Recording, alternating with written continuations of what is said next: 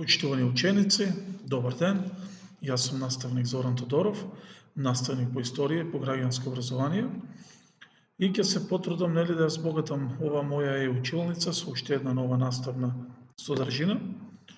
Ќе се потрудам да им помогнам на учениците од 8 оделение да совладат нова наставна содржина.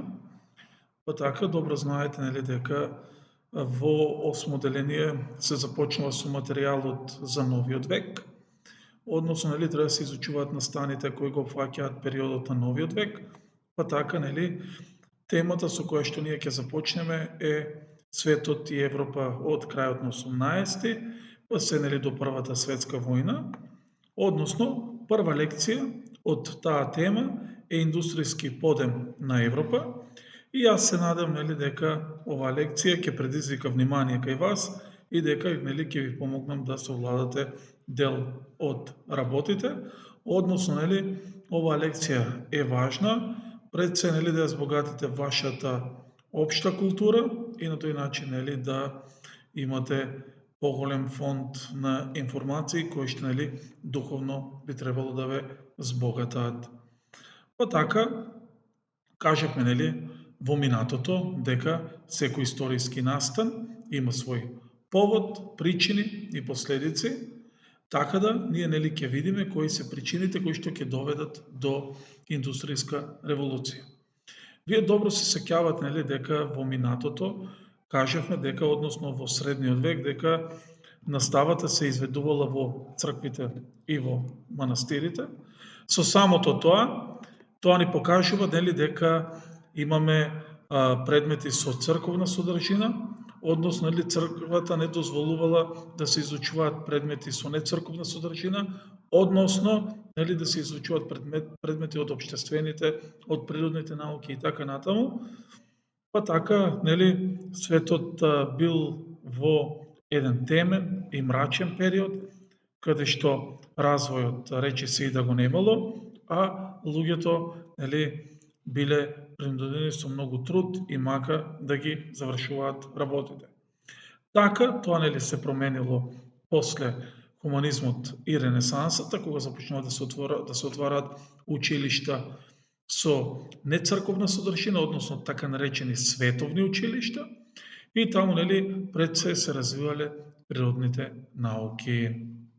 Исто така, тоа е временски период кога започнуваат да се бара подобрување на човековите права, па така голем дел од луѓето барале подобрување на своите права, па така започнал периодот кога власта на владетелите почнувала да се ограничува со парламент, односно да се појавува парламентарна монархија.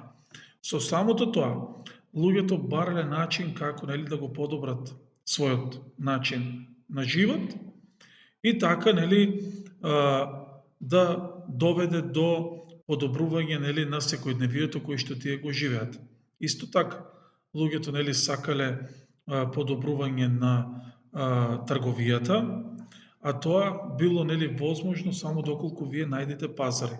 Па така, во тој период големите сили барале пазари, а пазари ќе најдат надвор од нивните матични држави, односно дури надвор и од континентот Европа, каде што ќе запоседнат територии кои што тие ќе ги управуваат.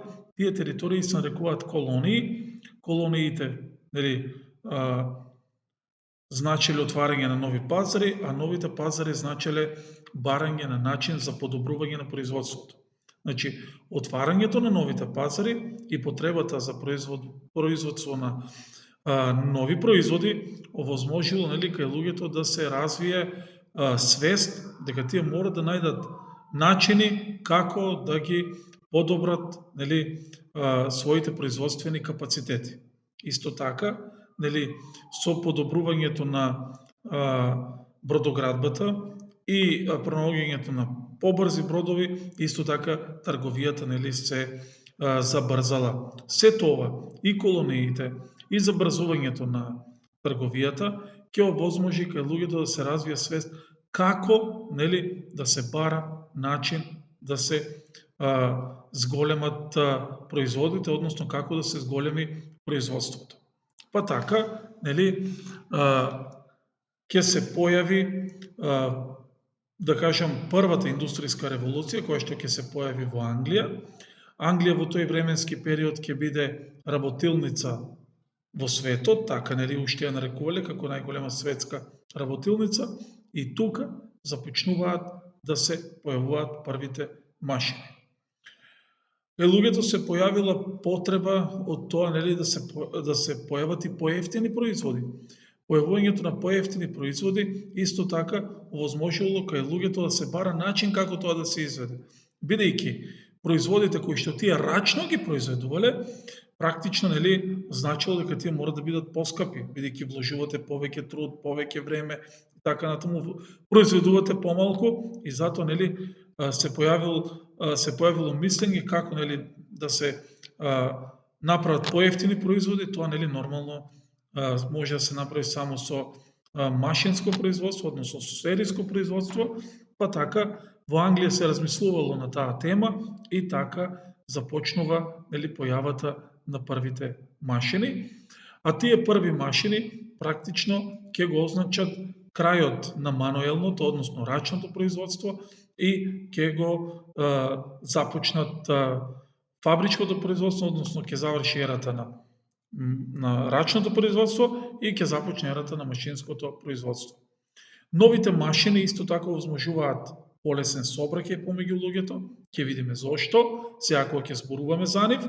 Исто така, употребата на човечката сила, особено во земјоделието, како и употребата на животните, исто така ќе бидат заменети со новите машини, а со тоа практично човечката сила ќе биде заштедена, употребата на животните ќе биде насочена во некој друг смер, како обезбедувањето на храна, кожа, волна и така натаму, и на тој начин ќе биде олеснет секојдневниот живот.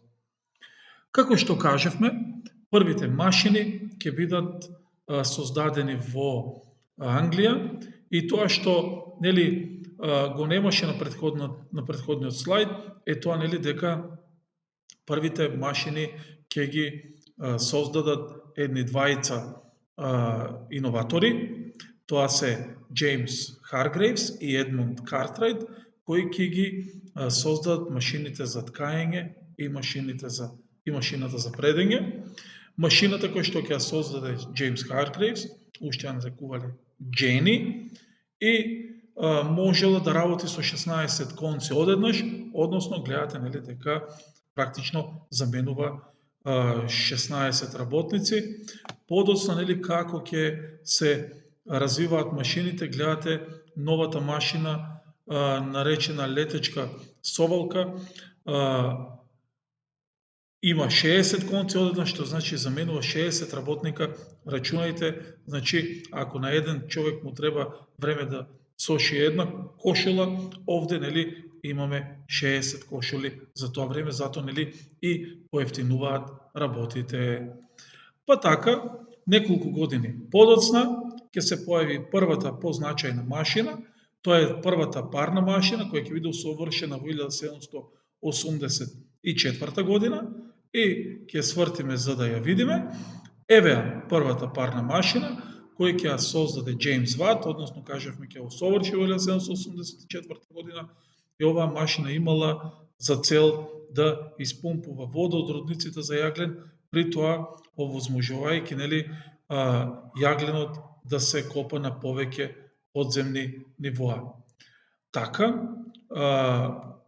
неколку децении подоцна ќе се појави американецот Роберт Фултон, кој што ќе живее во САД, и тој ќе го создаде првиот параброд, односно првиот брод на водена пареја, кој што нели можеме да кажеме дека е првиот современ брод и овозможува нели побрзо пловење на подалеки дестинации, па така особено нели ќе го забрза движењето помеѓу Европа и Америка. До 1829 година Џорџ Стивенсон ќе осоврши парната локомотива, и тоа било основа да се создаде првиот воз, па така ќе биде изградена и првата железничка линија која што одела од Стоктон до Дарлингтон во Англија. Сега, нели само да видиме, отприлика нели вака изгледала таа прва парна локомотива. Ви кажав нели дека првата железничка линија ќе биде од Стоктон до Дарлингтон и исто така кажавме нели дека ова не значи дека ако е подобрен патниот сообраќај дека е забрзан многу повеќе. Зошто? Бидејќи првите железници или првите возови всушност биле синоним за малку побавно движење, па затоа тука од ова десна страна имате временски период од колку до колку се движи еден воз, па така гледате 43 километри се движеле за 12 часа и 15 минути, односно од Лондон до Единбург за толку се стигало. Од Лондон до Ливерпул 24 километри за 6 часа и 30 минути и така натаму, и така натаму. Но, и покрај тоа што возот се движел побавно, сепак удрени се темелите на едно современо, да кажам, движење и на еден современ сообраќај. Па така, до вчерашното пренесување на стока и на роба со коњи, со магарења, со камили и така натаму, ќе биде заменето со железнички сообраќај и железничкиот сообраќај тогаш всушност покажал дека тоа е иднината нели на современиот сообраќај. Еве отприлика како изгледал првиот параброд на Роберт Фултон, а тука ова долу ви е првиот трактор на водена пареја и така гледаме како нели овој трактор се движил и се трудил нели да им ја олесни работата на земјоделците. Сето ова значело нели дека во Европа се создаваат или треба да се создаваат нови фабрики за производство на машини, за производство на делови за тие машини, развој на индустријата и така натаму, па така низ Европа се создале голем број на индустријски зони, односно нели фабрики каде што нели ќе се зголемуваат, да кажем, производствените капацитети и еве каде се нели тоа постоело од Северна Франција, Белгија, Холандија, Западна Германија, Северна Италија, Источна Германија и така натаму. Сите овие работи во историјата се познати како прва индустријска револуција и тоа е некаде од средината на 18 век, па се некаде до средината на 19-тиот. Во средината на 19 век започнуваат да се појавуваат нови иновации и всушност тие нови иновации во историјата се познати како Втора индустријска револуција. Втората индустријска револуција, како што нели веќе видовме, започнала во втората половина на 19 век. Најважната работа за оваа револуција е тоа што се пронашле двете најважни суровини кои ден денеска во 21 век го движат светот. А тоа се пронаоѓањето на електричната енергија и пронаоѓањето на нафтата. Со тоа на светот, па и на човештвото, се дало една нова димензија, еден нов период во раздвижување на светот. Но не било само тоа, употребата на нафтата и електричната енергија овозможувале развиток или развивање на хемиската индустрија, на електротехничката, на фармацевската и така натаму. Со тоа, пак ќе повторам, човештвото добива една нова димензија. Посебно значаен во овој втор бран на индустријска револуција или во оваа втора индустријска револуција представува Никола Тесла. Значи, името на Никола Тесла е можеби најзначајното име кое што нели се појавило во овој втор бран индустријска револуција. Зошто? Бидејќи Никола Тесла ја открива наизменичната струја, исто така Никола Тесла нели овозможува пренос на електрична енергија и всушност Никола Тесла го припрема човештвото за масовна употреба на електрична енергија, со тоа дава еден нов развој на човештвото. Па така, овие негови пронајдоци придонесуваат да тој овозможи осветлување на цели градови, употреба на машини со помош на струја и така натаму. Еве го Никола Тесла. Овој другиот од него, десно, е исто така еден познат светски научник, тој е Томас Едисон. И тие кои што се занимаваат со оваа наука, знаат дека тие двајци не биле баш во добри односи. Но овој Томас Едисон му замеруваат дека тој дека ги откупува веќе готови патенти, наместо тој да ги патентира, но сепак останува податокот кој што останува запишан низ историјата, а тоа е дека Томас Едисон ја усовршува првата светилка. Како и да е, со појавата на наизменичната струја, односно употребата на полифазна, особено трофазна струја и пронаоѓањето на светилката, човештвото сега добива една нова димензија.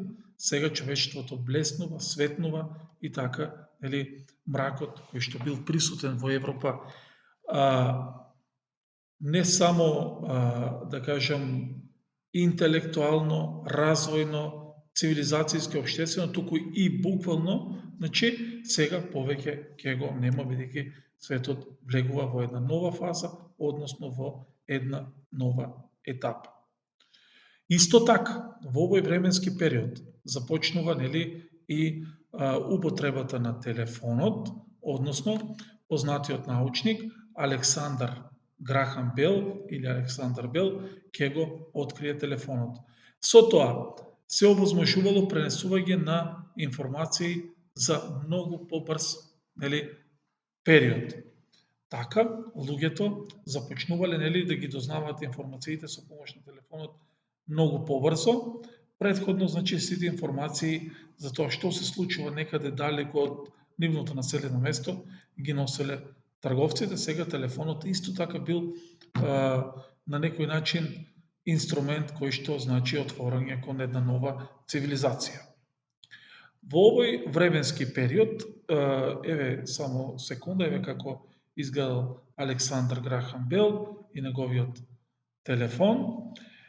Сега пред малку споменавме дека во овој временски период ќе се појават и браќата Лимиер, кои што ќе ја пронајдат првата камера. Така, човештвото сега можело да ги документира настаните кои што се случувале во светот во овој временски период. Исто така, вреди да се напомене дека за брзо време новата камера, односно првата камера ќе дојде и на Балканот, па така Македонија ќе има таа чест да ги даде првите камермани на Балканот, тоа се браќата Милтон и Јанаки Манаки, кои што ќе видат првите луѓе кои што ќе остават снимени записи за човештвото од овој временски период. Исто така, ќе се појави еден човек по име Гилермо Маркони, кој што ќе ги открие првите радиобранови, со тоа ќе биде создаден или ќе биде создадено првото радио. Така, во овој временски период, радиото овозможува исто така пренесување на информации и практично започнува употребата на нов медиум. Една од најзначајните работи во историјата на човештвото е тоа што голем дел, посебно од научниците од научната фела, замислувале како да се создаде некое летало кое што би помогнало за полесно движење низ воздухот. Тоа ќе го возможат браќата Рајт, кои што ќе го создадат првото летало во историјата на човештвото. Само мислев дека го имам тоа, меѓутоа го немам. Да видиме како сето тоа изгледа. Но, одиме понатаму. Во Германија ќе биде откриен пак првиот мотор на внатрешно согорување, со што ќе се создадат услови за создавање на првиот автомобил, а првиот автомобил ќе го создаде познатиот научник Карл Бенц Мерцедес и ќе се вратиме на најпрвата презентација, мислам најпрвиот слайд од презентацијата, чисто да видиме како изгледа првиот автомобил. Сега ќе видиме. Ова овде, што некој од вас сега која ќе огледа и ќе помисли дека е точак, всушност е првиот автомобил. Работи на мотор, значи и овој ќе го создаде Карл Бенц Мерцедес. Овој е човекот кој што гледате тука. И бидејќи се покажало како ефикасно средство, луѓето барале начин како да го усовршат, па така еден познат, да кажем, лик од овој временски период, Хенри Форд, ќе биде човекот кој што ќе создаде првата фабрика за автомобили, односно ќе го овозможи првото серијско производство на автомобили и првиот серијски автомобил или фабрички автомобил изгледа од прилика вака, ова долу во ќошето каде што мрдам со стрелката. Заборавивме исто така да кажеме дека во овој временски период ќе се развие и земјоделието, односно ќе се започне со употребата на првите поголеми плугови кои што ќе овозможуваат подлабока обработка на земјата. Човекот ќе создаде први ѓубрива, меѓутоа исто така и ќе овозможи испитување на почвата. Значи, да се види што тоа од хемиски елемент фали, за тие да можат да ја прихранат така како што треба, а исто така ќе започне и појавата на нови сорти и од областа на зеленчукот и од областа на овошјето. И така, се развија земјоделието, а преносите биле се поголеми. Ќе се вратиме ние сега повторно на втората индустријска револуција и ќе споменеме некои луѓе кои што се исто така значајни, па така го гледате Алфред Нобел, човекот по кој денеска се доделува Нобелова награда како највисоко достигнување од областа на науката, ќе го создаде првиот динамит, кој што се употребувал за други цели, а не за воени цели. Чарлс Гудиер па ќе создаде првата гума која што овозможува движење на возилата кои што ќе бидат создадени, исто така гледате, ќе биде создадена првата машина за пишување, телеграфот, цепелинот и така натаму, што значи дека можеме да заклучиме дека светот влегува во една нова фаза. Светот пред и потоа воопшто не е ист, гледате од еден тмурен, мрачен, сега имаме свет осветлен, полн со иновации, развој на сообраќајот, создавање на автомобили и сите други работи кои што претходно ги споменавме. Така да, слободно можеме да заклучиме дека ова што ние денеска го живееме како современа цивилизација е благодарение на првата и на втората индустријска револуција кои што се случиле низ историјата. И така, во овој временски период, кажавме дека се појавува потреба од создавање на нови фабрики. И видовме каде се тие се создавале. Создавањето на нови фабрики пак придонело да се појави нова група на луѓе, наречен граѓански слој или буржоазија. Така да, новиот граѓански слој, кој што ќе биде создаден, ќе биде всушност создаден од стопанственици, или уште наречено фабриканти, тие кои што поседуваат фабрики, богати банкари, трговци и така натаму. Што значи дека во фабриките се појавувале се повеќе фабрики, се повеќе трговци, се повеќе банки. Тоа придонело да се појави потреба од поголем број на луѓе, па така голем дел од селаните, незадоволни од условите кои што ги имале кај феудалците, започнуваат да ги напуштаат имотите на феудалците и да се преселуваат кај фабрикантите или стопанствениците, односно да се преселуваат во градовите. Така започнува миграцијата село-град, односно ова индустријска револуција придонесува да се развие животот во градовите, нели, а нели селата да се намалуваат. Така, ова миграција на село-град придонесува градовите се повеќе да се зголемуваат на сметка на селата и како што гледаме Лондон, например, ќе има во овој временски период население 3 пати повеќе отколку 18 век, додека Париз нели ќе надмине бројката од 1 милион жители. И така, нели, градовите започнуваат да се развиваат, а новиот граѓански слој ќе поттикнува, да кажам, движења и процеси кои што, нели, светот ќе го туркаат напред и ќе придонесат, нели, светот уште повеќе да се развива. Од прилика тоа е тоа. Јас се надевам, нели, дека ви помогнав. Се надевам, нели, дека го разбравте ова што го зборувам. Исто така, нели, ќе продолжиме со нови видеа и со нови лекции.